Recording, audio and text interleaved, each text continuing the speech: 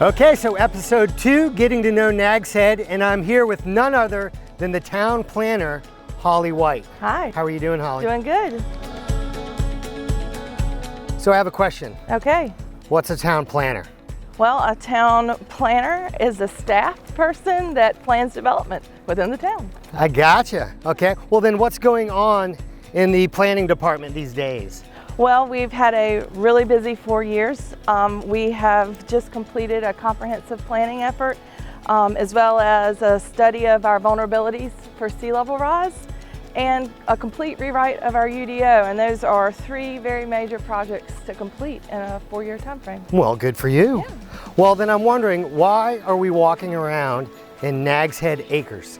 Most people think of the face of sea level rise as oceanside erosion, but here in Nags Head we're seeing that elevated groundwater tables are more of a symptom of sea level rise, like here in Nags Head Acres.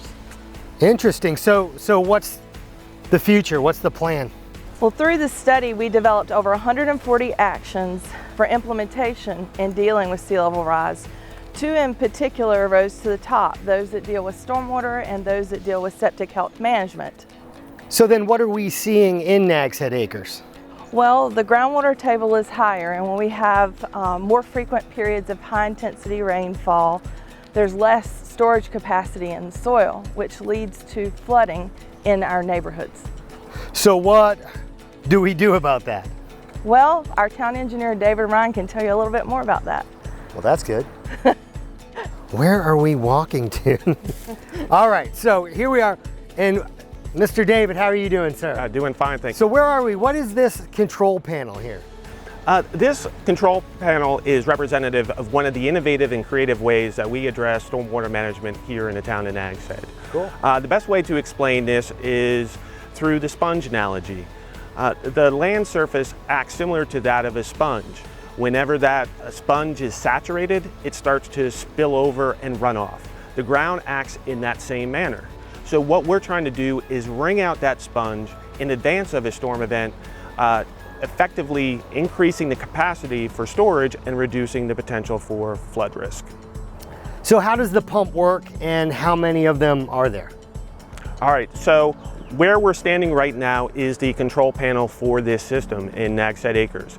We have 7 vertical wells. These wells are similar to that of an irrigation well, and when in operation, they draw down the groundwater, effectively wringing out that sponge, increasing capacity within the system. So we're in Nags Head Acres. Is this the only area that you're focusing on? No, we are focusing on flood-prone areas all throughout town.